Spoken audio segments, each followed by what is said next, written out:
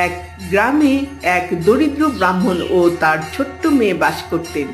ব্রাহ্মণ ছিলেন জগন্নাথ দেবের পরম ভক্ত। তার মেয়েটিও বাবার মতো জগন্নাথ দেবকে খুব ভালোবাসত। সে প্রায়ই বাবার সঙ্গে মন্দিরে যেত।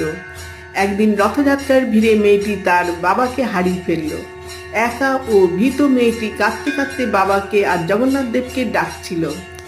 হঠাৎ এক বৃদ্ধ ব্রাহ্মণ তার সামনে এলেন। বৃদ্ধটি মেয়েটির কাছে এসে জানতে চাইলেন সে কেন কাঁদছে। মেয়েটি বলল সে বাবাকে হারিয়েছে এবং জগন্নাথ দেবের কাছেও যেতে পারছে না। বৃদ্ধটি হেসে মেয়েটির হাত ধরে মন্দিরের দিকে নিয়ে গেলেন।